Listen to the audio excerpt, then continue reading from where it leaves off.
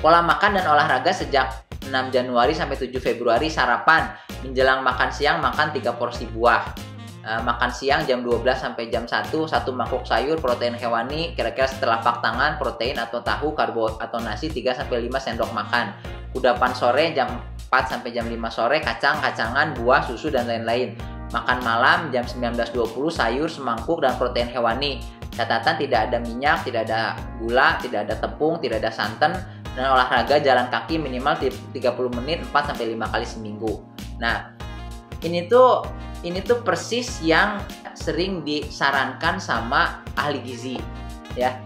Jadi kalau kita lihat filosofi daripada 9 level puasa intermittent, video ketiga kalau nggak salah, sebenarnya kalau kita mau sehat untuk pencegahan penyakit, itu tuh fokusnya tuh pencegahan penyakit itu programnya tuh harus bisa dijalankan dalam jangka panjang, kalau bisa seumur hidup gitu, ya. Dan itu juga kalau bisa nggak rumit gitu. Kalau misalnya boleh aja misalnya dengan mengatur disiplin makannya 3 porsi buah, makan siang segini, makan malam segini, kudapan sore begini. Itu tuh kalau itu kira-kira bisa dijalankan seumur hidup tanpa menyulitkan, ya silakan aja. Tapi maksudnya yang penting tuh puasanya gitu. Puasanya tuh harus ada. Kalau tidak ada, kalau di filosofi 9 level itu tidak ada yang kalau saya makannya segini-segini diukur segini tuh akan banyak manfaatnya buat kesehatan. Karena manfaat utamanya itu datang dari puasanya, dari makan gak berlebihannya. Jadi silakan aja makannya mau seperti apa, bebas, sama mendengarkan sinyal dari tubuh. Jangan makan ketika belum lapar, dan makannya tuh jangan sampai terlalu kenyang. Itu aja sebenarnya. Nah, kalau memang untuk orang-orang yang pendidikannya rendah kan nggak akan ngerti gitu protein hewani itu apa, kemudian karbohidrat tuh apa gitu, dia makan aja gitu.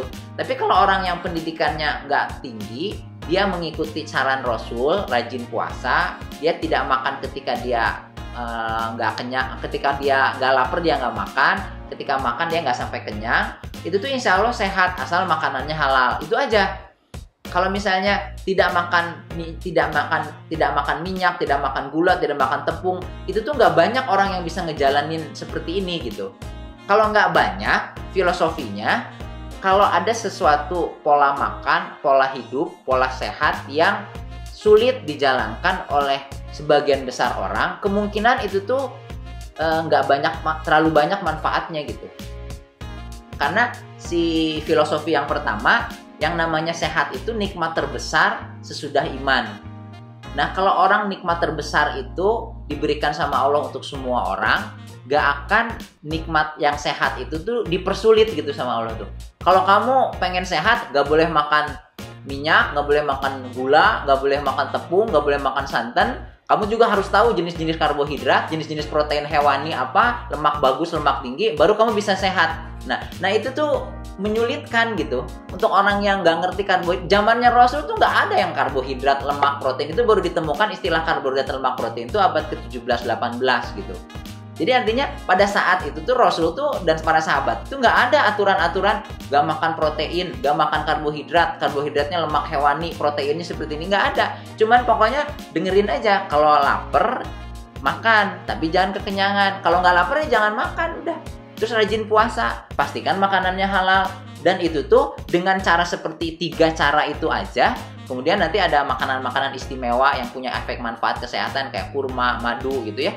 Dengan cara seperti itu aja, Rasul tuh sudah seperti menjamin kamu tuh nggak akan gemuk kalau kayak gitu tuh. Kalau kamu rajin puasa, makanannya halal, makannya nggak berlebihan, nggak akan gemuk. Karena gemuk itu tuh ciri orang-orang munafik misalnya.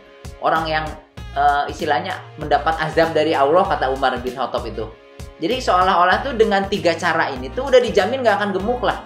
Nggak akan kelebihan berat badannya. Insya Allah sehat terus dengan cara yang sederhana gitu.